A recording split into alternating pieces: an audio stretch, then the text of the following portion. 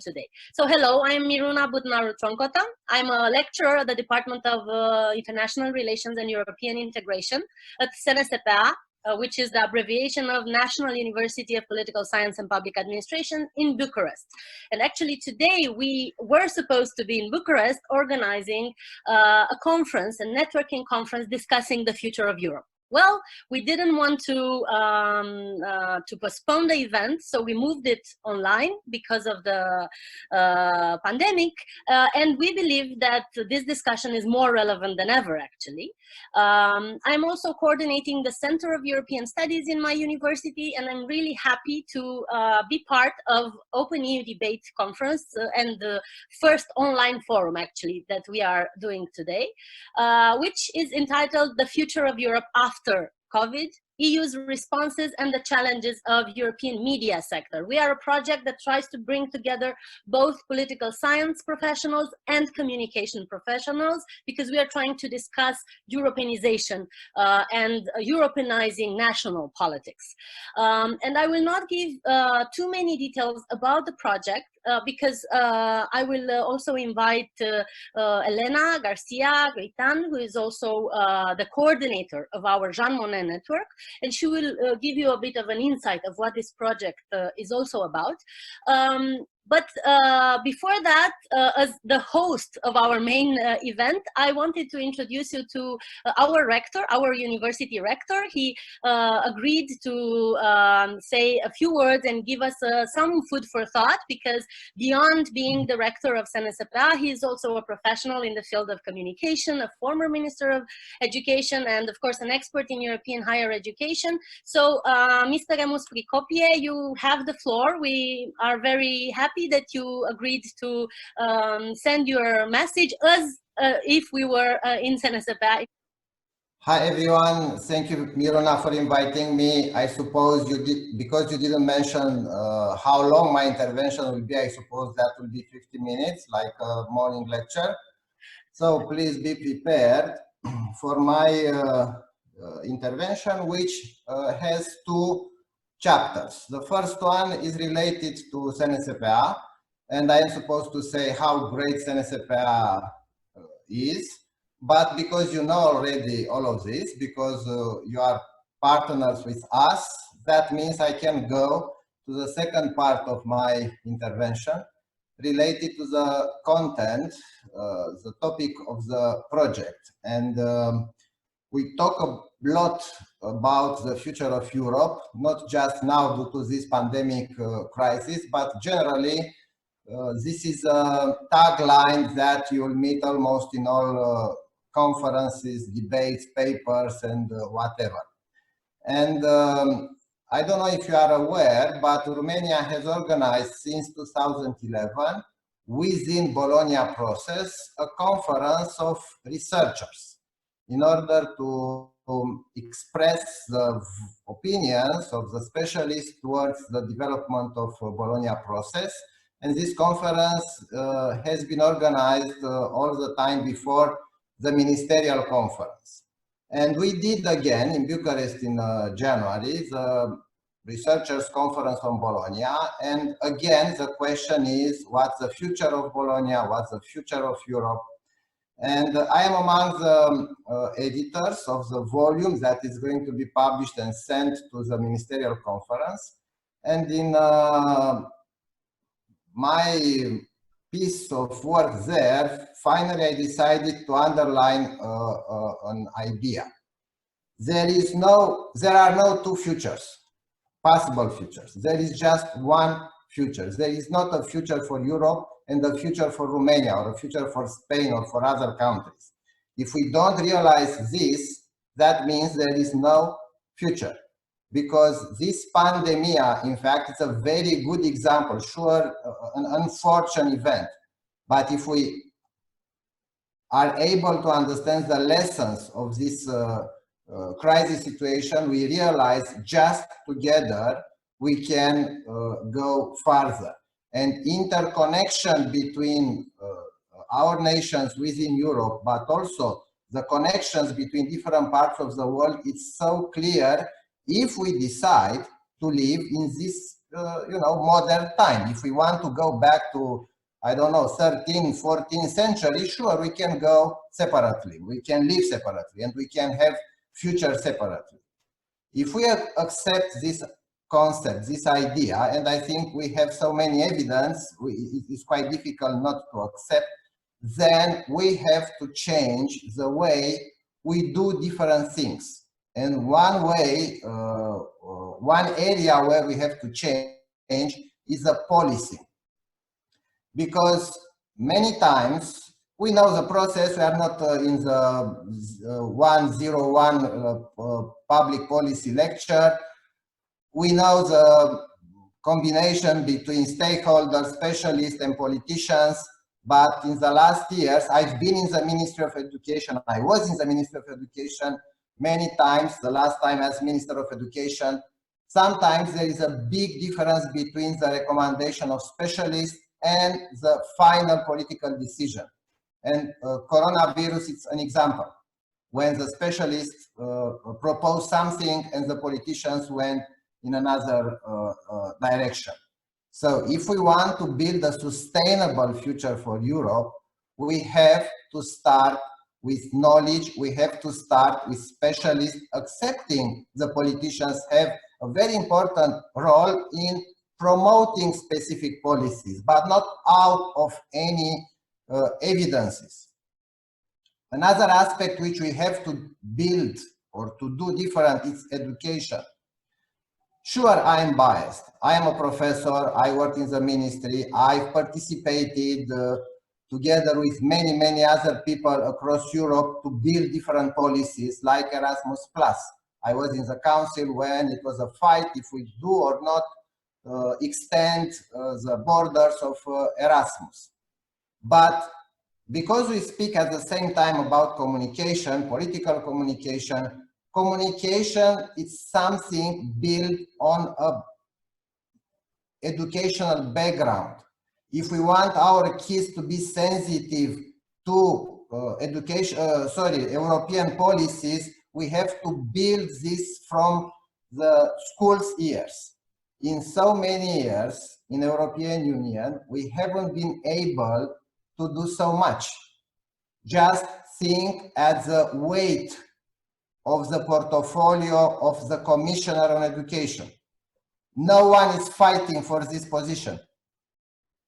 This is an indication in Brussels, education is not important. Look at the budget of education.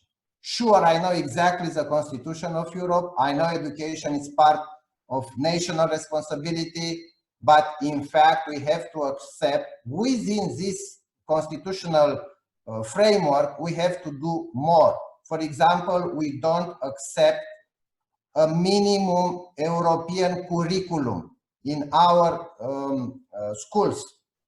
This is based on the willingness or not of each country. We don't accept the idea to have some common textbooks. We can say, okay, but each country would like to build or to underline some elements. Okay, but what about learning French or learning English? To start with something not sensitive. I'm not talking about the history of Europe. To be a common textbooks across Europe. And when we'll have this common background, the next generations of kids will be sensitive to European topics. Otherwise, they will be not. It's not impossible. What we have done, because I don't want to be a critic, just critic in this morning, what we have done in a very successful way is Erasmus. And there is a study showing if you ask someone on the street, never mind the country, to say something when, what's the first idea they have in mind when they speak about the European Union, the first word was Euro and the second one was Erasmus.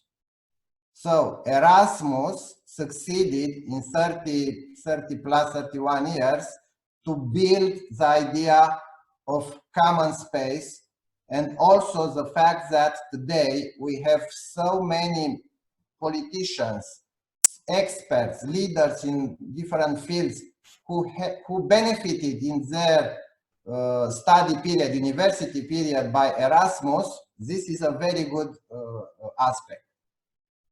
First time when I met Xavier Bettel was in a dinner in Brussels. I didn't know exactly who is the guy because I didn't pay too much attention, but I noticed immediately after 1 minute of discourse, I noticed something different in his discourse. And after that, I learned he's graduated political science, but he is an Erasmus, the first prime minister of a European country being a former Erasmus. So if we want to build a sustainable future for Europe, if we want to have citizens sensitive to the political discourse or to the European policies, if we want to have European citizens immune to fake news or different other crazy things which are all the time in the public space, we have to invest as European Union in education. And the next time when we have elections and discussions about the portfolio in the European Commission, I would like to see the prime ministers and the presidents of the European country fighting for the position of Commissioner of Education, because that will be an indicator this portfolio is a very important one. Thank you very much. Thank you. Thank you very much, Rector. I think it was very insightful, your message. And it's very interesting that you mentioned Erasmus, because in this conference, of course, we are together because of an Erasmus project, of a Jean Monnet network. And this gives me great pleasure to connect your discourse with our coordinator, our project coordinator, Elena Garcia-Goitan, professor of political science at the Universidad Autónoma de Madrid. This project is practically rooted in Madrid and it's connected via Brussels and Bucharest in this network. So Elena, please join our rector and ourselves in having this opening statement and telling people what is the significance of this project in current pandemic, taking into consideration that you are also an expert in the theory of democracy, and of course this crisis puts to test our European democracies too, right? Mm-hmm. Thank you, Miruna. Thank you for the first intervention that I think is very useful to start to present our project and to continue our conversation. Related to our project, we were, at the beginning, we were very sorry because we had a lot of activities, program in Bucharest, etc. But then we realized that really this is a good opportunity for the project, because in the way it's conceived and the way it was programmed from the beginning, it helps us to try to create an arena precisely to generate some debates about what is happening, about the political changes, to share the experience from different countries. That is really the most important thing, the nuances, how we see all of this and we perceive it, that necessarily is different depending on the country we are living on. So the project is a small project. We are 4 universities cooperating with some colleagues that are experts on communication, agenda pública, and this is important to stress, because from the beginning it's a project that is very worried about the way we can precisely to connect more expert knowledge, more academic, but to make a translation and to try to communicate this knowledge to the politicians, the decisors, the administrators, but also to a more general public. We are not going just to write some isolated opinions in the public, in the press, in the media. We want to be or to act as a kind of mediators between, this more specialized knowledge that is really difficult to just to explain in a way, and the general public, because I think it's in the last years, we have been living what many people call a wave of populism. And that means that they pretend that there is possible a direct link between what we call lay citizens or ordinary citizens with high decisions, politicians, etc. But this is a lie. This is a lie, because always there is a mediation between them, and the type of mediations can be very different. Can be populist in the sense that you are connected and you are in government because you just have elected a politician that represent you, that is very representative, and that's the way of being in the institutions.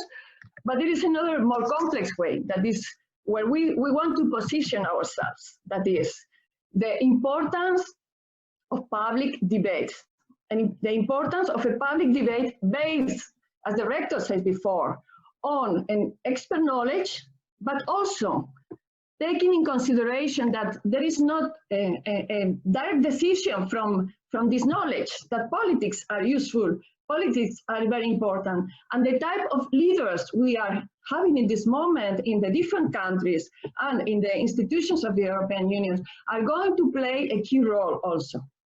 So this project is starting as a small nucleus, but is very ambitious in the sense that we want to act as a network, trying also to connect some colleagues that are working with European projects, with very specialized knowledge. They have their own, of course, their own interests, their own public, but trying to connect this very specialized knowledge to use it for a common debate and try to translate this to journalists, activists, and people that really are willing to participate on this complex debate. So for us, this is a new challenge in the way that, I don't know your experience in your own countries, but now there is a big noise of different parties, political fights. A lot of information is coming from Europe, and we don't know. We don't know if these bonus are good or bad, or less good or less bad, etc.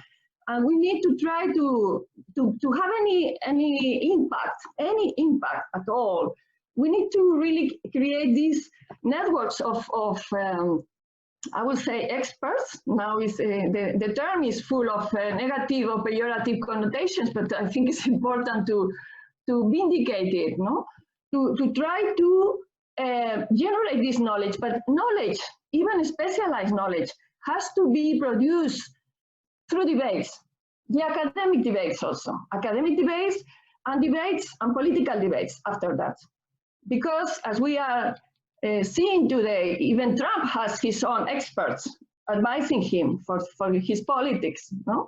So the only way to try to have an impact, to contribute to these debates is really through these networks producing and generating debate, not just presenting results or just, in the classical way with intellectuals giving opinions about the things. But I think in the complex times we are living now is really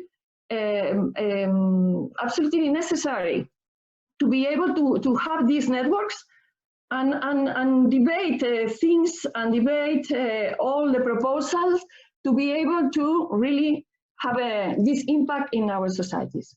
Our societies, as the rector says very well, also have some experience in politics, in real politics. We cannot erase complexity. We cannot avoid complex institutions. This is going to stay, not to disappear, because if they disappear, we will go back to sometimes, but probably none of us wish to go there. And complexity is politically is very difficult to manage.